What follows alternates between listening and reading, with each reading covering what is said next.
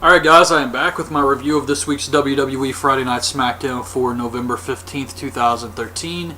And this one starts off with Luke Harper and Eric Rowan versus the Usos. And this was a decent match here. Luke Harper, actually at one point one of those Usos got dropped right on their head. I think it was Jay Uso, but really I have no idea. But Luke Harper hits the clothesline on one of the Usos for the win. Bray Wyatt gets in the ring. He's going to do his thing where he cuts a promo, hits the Sister Abigail, and the other Uso attacks him. And I was just like, beat his ass. And they did. They beat the shit out of him, and he hits the Sister Abigail. Cuts a promo on Punk and Daniel Bryan. At Survivor Series, it's going to be Luke Harper and Eric Rowan versus Punk and Bryan. So that's the Survivor Series match. I thought it was going to be like a big team thing, but it's not. It's just a regular tag match. We see R-Truth backstage rapping with Titus O'Neil and Darren Young. It's his turn to rap, but instead he sings We Are the World. It was goofy. Curtis Axel is talking to Ryback because they have to team up later against Punk and Bryan. And Ryback says, if you're still a Paul Heyman guy, I don't want anything to do with you. And I got a problem with you. And Curtis Axel says he's not a Paul Heyman guy anymore either. So that's the big reveal for that. Curtis Axel didn't get shit. And then, oh my god, this was awesome. WWE Shop, they use William Regal this week. But Vicky comes up and tells him that he's been replaced by the Great Khali. So they have Great Khali selling the merchandise for the WWE Shop, and this was awesome. This is what Great Khali should do. This is how you properly use the Great Khali. He can't really wrestle anymore, so just use him in backstage stuff like this if you want to keep giving the guy a paycheck. Natalya makes Tamina tap out to the sharpshooter. Very short match. Really, it was so short it's not even worth mentioning. Backstage, Brad Maddox is laughing at Vicky. He says when Triple H and Stephanie get back, you're going to be in big trouble for putting Orton in the handicap match. And she starts laughing and says that you're the general manager of Raw, Kane's the director of operations, and neither of you overruled me. So you guys are going to be in trouble, not me. And then she keeps laughing. How is she not going to be in trouble? They may get yelled at or something, but she still put him in the match or suggested the handicap match. Why would she suggest a handicap match? So, I mean, I don't know. Didn't make sense. R-Truth and the Primetime Playas versus 3MB. I thought this was pretty boring. R-Truth hits the Little Jimmy or the lie detector, whatever, on Heath Slater for the win. Then we get the arm wrestling contest with John Cena versus Alberto Del Rio. Cena comes out and he makes fun of the guy in the crowd dressed as Superman. I thought that was pretty funny. And they do the arm wrestling thing, and Cena beats him really fast. So Del Rio says one more. And Cena agrees, but Del Rio takes a cheap shot, and he hits a spine buster on Cena and puts him through the table. And that was the end of the segment. But I did think this was pretty good, and I know a lot of people don't like Del Rio, but one thing you can say about him, for the most part, he's been booked as a strong, serious heel. And I wish they would book some of the other guys like that. So it's the Bella Twins versus the Funkadactyls. And Naomi hits Brie Bella, I believe, in the face with her ass and covers her to get the win. Backstage, Renee Young is talking to CM Punk and Daniel Bryan. And they're talking about how they have a match later against the ex-Paul Heyman guys. And, well, it doesn't really matter. But I recently heard that CM Punk made a mother and her child cry at a WWE event because they wanted his picture. What a freaking prick this guy is. So before I jumped to any conclusions, I looked this up online to check the validity of this, and it seems legit to me. But I also found another article, and I don't know how truthful this one is, but if it is true, it's hilarious. And it says that Chael Sonnen said CM Punk was considering leaving the WWE for MMA. He had considered this at one point or something like that. I wish this motherfucker would try to do some MMA. He would get his ass tore up in some MMA. It would really humble him.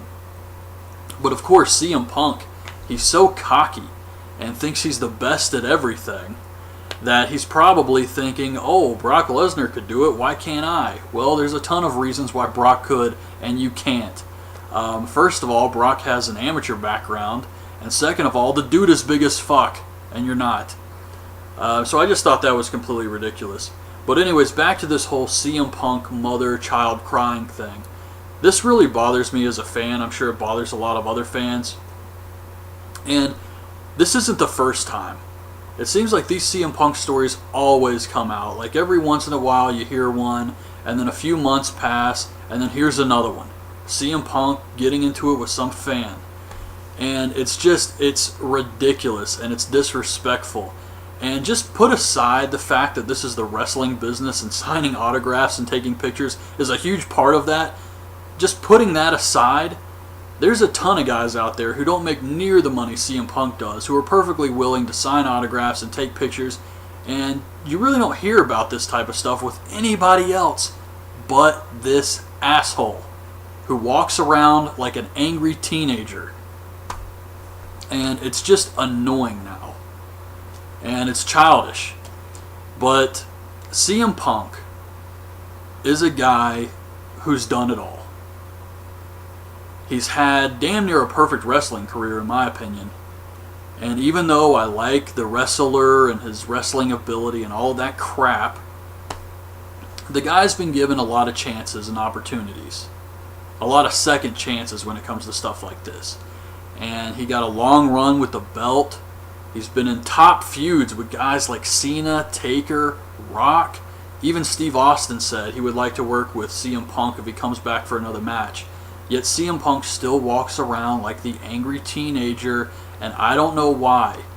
And I said in that video, when he punched that fan in the face, that CM Punk has some serious anger issues. There's something wrong with CM Punk, and I think when he was in high school he got picked on a lot, and it just like made him crazy or something. I don't know what the fuck's wrong with the guy, but something happened, and that's what's caused all these anger issues. Something happened to him in high school.